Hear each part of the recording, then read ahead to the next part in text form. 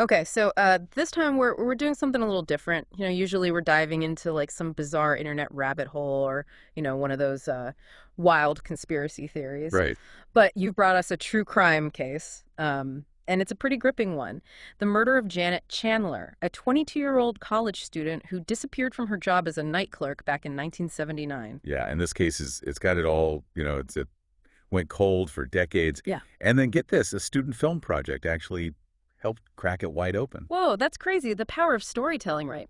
So, I guess our source material this time is a true crime podcast episode, all about Janet Chandler. It is, yeah, and it's a deep dive for Yeah. sure. They really go into all the twists and turns, all the details. Okay, well, I'm ready to dive in. So, Mm. to start, can you kind of set the scene for us? Like, what was going on in Holland, Michigan, back in 1979? Okay, so picture this, right? Holland, Michigan, 1979. Now, this is a small town, usually pretty quiet, but at the time there was a big strike going on Yeah. at the Chemtron paint factory. Yeah, I read about that. What did that have to do with Janet Chandler, though? Well, because of the strike, they brought in all these temporary security guards Yeah. to, manage things. And a lot of these guards ended up staying at this budget motel called the Blue Mill Inn. Ah, okay. And Yep. Janet was working there? Exactly. She was working the night shift at the Blue Mill Inn. I bet her parents weren't too thrilled about that. No, not at all. Hmm. Especially with all the, the strike and everything. It wasn't exactly the safest place for a young woman to be working the night shift. And I guess their fears ended up coming true, right? Sadly, yeah. Hmm. On a freezing January night, one of the guests at the Blue Mill Inn, he called 911. He was talking to Janet on the phone, just chatting. And then all of a sudden he hears this man's voice barge in demanding money. Oh, wow. So it sounded like a robbery. At first, yeah. But when the police got there, things didn't quite add up. How so? Well, there was some money missing, like you'd expect in a robbery. Hmm. But Janet was gone. Just vanished. That's strange. It is right. Her coat was still there. Her cigarette was still burning. But her purse was gone. And there's no sign of a struggle. No indication of where she might have gone. Okay, so if it wasn't a robbery, then what did they think happened to her? Well, at first it was a real mystery. Yeah. Some people thought maybe she ran away. Others were worried she'd been abducted, maybe by a serial killer, which was a scary thought for a town like Holland. Major crimes were pretty rare there. Yeah, I can imagine. And there was also that theory that maybe she was taken, but then something went wrong. Exactly. Yeah. Like maybe there was an accident during the abduction and she was killed accidentally. So a lot of possibility. A lot of possibilities and a lot of fear. Yeah. And then just a day later, a snowplow driver found Janet's body miles away from the Blue Mill Inn.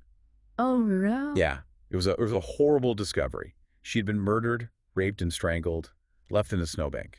It was devastating for the community. I could only imagine. So what happened next? Did they catch the killer? Well, they launched a huge investigation, followed thousands of tips, interviewed tons of people, even looked into a possible connection to a known serial killer. But nothing panned out. So the case went cold. It did. For over 2 decades, Janet's picture stayed up on the police bulletin board, a constant reminder of this unsolved crime. It's crazy that after all that time, a student film project managed to bring the case back to life. It really is. Yeah. It shows you the power of media and, just the powers of story. So tell me about that. How did this film project come about? Well, there was this group of students from Hope College, and they decided to make a documentary about Janet's murder. That's a pretty ambitious project for a bunch of college It students. was, yeah. They called the film Who Killed Janet Chandler, and it really brought a lot of fresh attention to the case. And I guess that's what got the police interested again. Yeah, the film caught the attention of the now retired police chief. He was the one who'd originally worked on the case back in '79, and he'd never forgotten about Janet. Wow, so even after all those years, he was still determined to get justice for her. Absolutely. He was haunted by this case, Yeah. and the film kind of reignited that fire in him, So what happened next? where he pushed for the creation of a new task force dedicated to solving Janet's murder. Okay, so they had this new task force and a renewed focus on the case. What did they find? Well, one of the first things they realized was that the documentary, it had kind of presented Janet as this very innocent church-going girl. Mhm. But when they started digging deeper, they uncovered a different side to her. Oh, really? Like what? Well, they found evidence of secret relationships, and it seemed like her values were maybe shifting a bit. It became clear that there was more to Janet's story than met the eye. Interesting. And what about the Blue Mill Inn itself? Did they find anything new about that place? Yeah, it turned out that the Blue Mill Inn was kind of a wild place during the strike. With all those temporary security guards staying there, Yeah. it became a real hotbed of activity. Ah, so maybe not the best place for a young woman to be working alone at night. Exactly. And remember, this was the late 70s. Mm. So, attitudes were different. There was a lot of permissiveness and kind of a boys will be boys mentality going on. Yeah, that doesn't sound good. No, it wasn't. Yeah. And it definitely played a role in what happened to Janet. Okay, so they had this new information about Janet and about the Blue Mill Inn. What did they do next? Well, they started tracking down all those former Wackenhut security guards, the ones who had been staying at the motel during the strike. I bet that wasn't easy after all those years. No, it wasn't. A lot of them had moved on, tried to forget about that time in their lives. But the task force was persistent. They were determined to get to the truth. And did they? Well, as they were interviewing these guards, they discovered that one of them, a guy named Harry Keith, he had been an amateur photographer back then, and he had taken tons of pictures during his time at the Blue Mill Inn. Okay, and what did these photos have to do with Janet's murder? Well, Janet was in some of the photos, and in those photos, she was seen with a particular guard, a guy named Robert Lynch. Wait a minute, Robert Lynch, didn't he call 911 that night? He did. The guy who reported the robbery, he was suddenly a key person of interest. Wow, what a twist. So they started looking into this Robert Lynch. What did they find? Well, they found out that he had a bit of a troubled past, a history of heavy drinking. And he was very evasive when they asked him about his time at the Blue Mill Inn. So they suspected he was involved, but they needed proof, right? Exactly. They needed him to crack. Yeah. And eventually he did. After months of interrogation, he finally confessed. He confessed to what? What really happened to Janet Chandler? Well, what he confessed to was truly horrifying. Truly horrifying. So what did he say? What happened that night at the Blue Mill Inn? Okay, so brace yourself, all right? What Lynch described was he was like something out of a nightmare. Yeah. He said that there was this surprise party at the head security guard's house. A surprise party. Yeah, that's what they called it. But it was anything but a celebration. Okay, so what actually happened at this party? Well, it sounds like things got way out of control. There was alcohol, drugs, and just a really bad mob mentality, Yeah, I can see how that could lead to trouble. So was Janet even invited to this party, or did they just... No, she wasn't invited. It was all a setup. A setup, like a trap? Yeah, they lured her to the house under false pretenses. And once she was there, things took a very dark turn. Okay, I'm almost afraid to ask. But what happened to her at this party?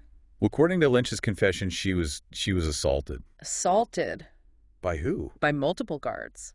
It sounds like they took turns. Oh my God, this is just awful. Okay. And what about the others who were there? Did they try to stop it? No. Seems like some of them actually encouraged it. Encouraged it? How could they? This is just beyond comprehension. It's a classic example of mob mentality. The sense of anonymity and shared responsibility can make people do things they would never dream of doing on their own. So this wasn't just a random act of violence. This was planned. This was a group effort. Yeah, and it gets worse. It seems like Janet's supposed best friend, Lori Swank, was also involved. Lori Swank, the Yeah. one who was in all those photos with Janet. Yeah.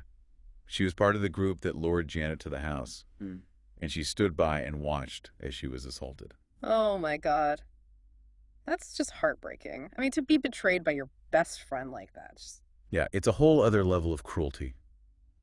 So you see, Lynch's confession wasn't the only breakthrough. In the face of mounting evidence, Swank also confessed. She confessed. To what exactly? They're helping orchestrate the whole thing. Yeah. She admitted to being part of the plan to humiliate and silence Janet. Silence her? What does that mean? I think they meant permanently. So they were planning to kill her. It seems that way. And Swank's testimony was very detailed. She didn't hold anything back. I bet that was hard for Janet's family to hear. It was. It was a very emotional trial. But her testimony was crucial. It helped convict the other guards who were involved. So they finally got justice for Janet. They did. 4 of the guards, including Arthur Pfeiffer, the head of security, were found guilty of felony murder and sentenced to life in prison without parole. And what about the 5th guard, Anthony Williams? He was convicted too. Same sentence, life without parole. Wow. So after all those years, justice was finally served. It was. It was a long time coming. But Janet's family finally got the answers they deserved, and her killers were held accountable. But what about Lori Swank? What happened to her? Well, she was also convicted and sentenced to life in prison, but she was released on parole in 2016. Released? After everything she did? Yeah, it was a controversial decision. Some people felt she hadn't served enough time, while others believed she had shown remorse and was no longer a threat. I can see both sides of that argument. It's It's a tough call. It is. And it really reflects the larger debate about justice and accountability and, the possibility of redemption. Yeah, it's a lot to think about. So even though this case is closed, there are still a lot of questions that linger. Definitely. Like, how could this happen? How could a group of people be so cruel? And what about the role of the bystanders? The people who knew what was going on but didn't speak up? It's a reminder that we all have a responsibility to do the right thing, to stand up for what's right, even when it's hard. Exactly. We can't just stand by and let these kinds of things happen. Okay, so we've covered a lot of ground here. This has been a really heavy deep dive. It has, Yeah. yeah. But it's an important story Ah, and one that I think we can all learn from. so where do we go from here? Well, I think it starts with awareness. Talking about these cases, sharing these stories, keeping the memory of the victims alive, and supporting organizations that are working to solve cold cases and bring justice to families who are still waiting for answers. You know, it's amazing to me that this whole case was cracked open because of a student film project. Yeah, it really shows you the power of storytelling, doesn't it? Absolutely. And not only that, but the professor who led the project. He was so moved by the experience that he actually dedicated his whole career to solving cold cases. Wow, that's incredible. Talk about a ripple effect. Right. And then you think about Janet's parents. They never gave up hope. They kept fighting for justice for their daughter for decades. Yeah, their persistence is truly inspiring. It makes you realize how important it is to never give up on the things you believe in. It does. And it makes me wonder about all the other families out there who are still waiting for answers for their loved ones. You know, the ones whose cases have gone cold. Yeah, it's heartbreaking to think about all those unsolved mysteries, all those families who are still searching for closure. So what can we do? What can we do to help ensure that no victim is ever forgotten? Well, I think it starts with awareness. Yeah. We need to talk about these cases, share their stories, and keep the memory of the victims alive. Yeah, that's a good point. We can't let them just fade away. Right. And we can also support organizations that are working to solve cold cases. There are groups out there who are dedicated to bringing justice to families who've been waiting for years, sometimes decades. That's right. And sometimes all it takes is one little piece of information, one new lead to break a case wide open. Exactly. So, if you've ever heard anything about a cold case, no matter how small or insignificant it may seem, don't be afraid to come forward. You never know. You might just hold the key to solving the mystery. That's a really good point. Okay, so we've talked about the power of storytelling, the importance of perseverance, and the need for awareness. But there's one more thing that this case really highlights for me, and that's the importance of photos and videos as evidence. Oh, yeah, absolutely. I mean, Mhm. think about it. If Harry Keith hadn't taken all those photos back in '79, they might never have connected Robert Lynch to Janet. Exactly. Hmm. Those photos were a crucial piece of the puzzle, and they just happened to be taken by an amateur photographer who had no idea how important they would become. It's kind of mind-blowing when you think about it. The smallest detail, the most random piece of evidence could end up being the key to cracking a case. It's true. And it makes you realize that we should never underestimate the power of documentation. Always take pictures, always record videos, because you never know when they might come in handy. Yeah, great advice. So I guess the takeaway here is that even in the darkest of times, hope can endure, and justice, even if delayed, can still prevail. Absolutely. This case is a testament to that. And it's also a reminder that the truth always has a way of coming out eventually. It does. And sometimes it comes from the most unexpected places. Well said. All right, so I think it's time for us to surface from this deep dive. We've covered a lot of ground, and it's been a pretty emotional journey. Yeah, it has. But it's been an important one. Yeah. And I hope our listeners have learned something from it. I hope so too. So until next time, stay curious, stay informed, and as always, stay safe.